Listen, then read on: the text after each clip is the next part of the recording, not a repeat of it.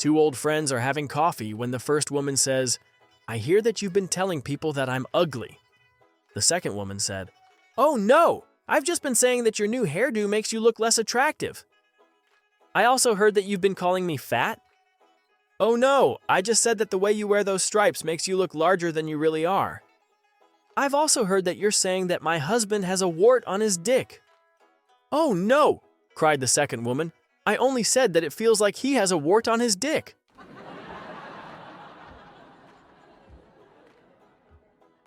A man arrived home early from work and caught his sexy young wife in bed with another man.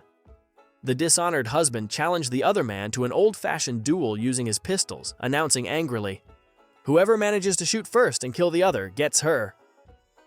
The other man agreed to the duel. They went into another room so the woman didn't have to see what was sure to end in a bloody mess. Once in the other room, the husband turned to the man and reasoned, "Neither of us should have to die. We'll both fire shots in the air and lie on the ground as if we are dead, and when she comes in, she'll see our lifeless bodies on the floor and rush to the one she really loves. Whoever she chooses can have her." The other man agreed that it was a good idea. So they both fired into the air and then pretended to collapse dead on the floor. After hearing the shots, the wife threw the door open and looked down at the two men momentarily. Then she turned and walked out of the room and yelled, "Darling, you can come out now. They're both dead." A guy is reading his paper when his wife walks up behind him and smacks him on the back of the head with a frying pan. He asks, "What was that for?" She says, "I found a piece of paper in your pocket with Betty Sue written on it." He says, "Geez, honey, remember last week when I went to the track? Betty Sue was the name of the horse I went there to bet on." She shrugs and walks away. 3 days later, he is reading his paper when she walks up behind him and smacks him on the back of the head again with the frying pan. He asks, "What was that for?" She answers, "Your horse called." A young nun who worked for a local home healthcare agency was out making her rounds when she ran out of gas. As luck would have it, there was a gas station just 1 block away. She walked to the station to borrow a can with enough gas to start the car and drive to the station for a fill-up. The attendant regretfully told her that the only gas can he could loan had just been loaned out, but if she would care to wait, he was sure it would be back shortly. Since the nun was on her way to see a patient, she decided not to wait and walked back to her car. After looking through her car for something to carry to the station to fill with gas, she spotted a bedpan she was taking to the patient. Always resourceful, she carried it to the station, filled it with gasoline, and carried it back to her car. As she was pouring the gas into the tank of her car, 2 men watched her from across the street. One of them turned to the other and said, "I know that the Lord turned water into wine, but if that car starts, I'm going to church every Sunday for the rest of my life." Two old women were talking about their sex lives. Ethel was upset because her sex life had really died, while Mildred said her sex life was great. Mildred counseled Ethel, "When my Sammy is getting ready for bed, I get undressed, lie on the bed, and put both legs behind my head. When he sees me like that, he gets so excited, we have wild sex the rest of the night." Ethel said, "I'm going to try that tonight." While Ethel's husband, Harold, was in the bathroom that night, she took off all her clothes. She struggled to get both legs behind her head.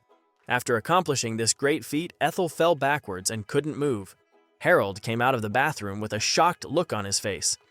"For God's sake, Ethel, comb your hair and put your teeth in. You look like an a-hole."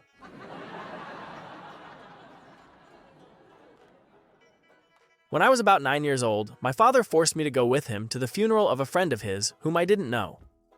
When we got there, I stayed in a corner, waiting for time to pass by. Then a man approached me and said, "Enjoy life, boy. Be happy because time flies." Look at me now. I didn't enjoy it. He then passed his hand over my head and left. My father, before leaving, forced me to say goodbye to the dead person. When I looked in the coffin, I was startled that the man who was talking to me when I was in the corner was the same man in the coffin. For several years, I was not able to sleep properly. With repeated nightmares and a psychological disorder, I was terrified of being alone. I visited many psychologists. I didn't turn off the light at night, and several other turmoils that I had to endure throughout my adolescent years. Years later, I discovered something incredible that changed my life. That dead idiot had a twin brother.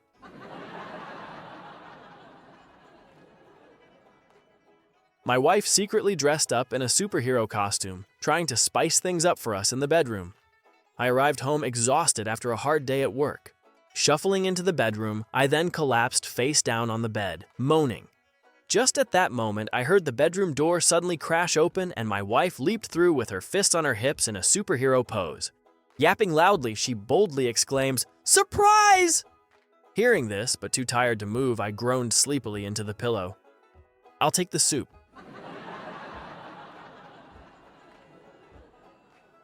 Mary needed veggies for dinner, but her nails weren't dry yet, and she had friends coming over. She sent a text to her husband. "Honey, please don't forget to buy vegetables on your way back from the office." And Priscilla says hi to you. Paul, her husband, replied, "Who is Priscilla?" "Nobody, I was just making sure that you read my message." Paul took a moment, then replied, "But I'm with Priscilla right now, so which Priscilla are you taking about?" Mary couldn't believe it. She had had suspicions for a while. "Where are you?" she asked back. "Near the vegetable market," replied the husband. "Wait, I'm coming there right now." Forgetting about smudging her manicured fingernails and her friends coming over, Mary snatched the car keys and within 10 minutes, she was at the market. "Where are you?" she texted her husband. Her husband replied, "I'm at the office. Now that you're in the market, buy whatever vegetables you need."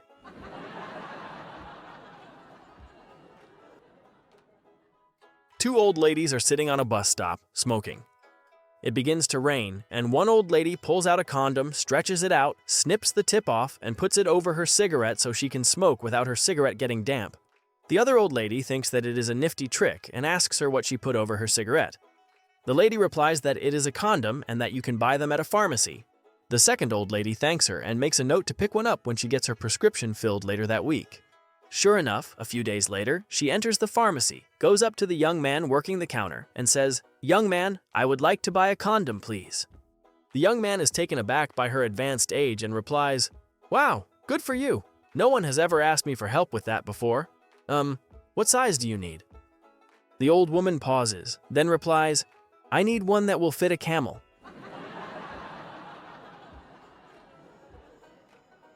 The young wife went into labor while her husband was overseas serving in the war. The next day, he got the news that his wife had delivered twins. He got to a phone and called her right away. "Oh, honey, I'm so happy," he said. "Who took you to the hospital?" "Your brother, Joe, drove me, and since I had to be anesthetized, he named the twins." The husband was horrified. "But Joe is an idiot! Oh no, what did he name them?" The wife answered, "We had a girl and a boy. Joe named the girl Denise." The husband interrupted, "Well, that's not so bad. What did he name the boy?" The wife replied, "He named him De Nephew."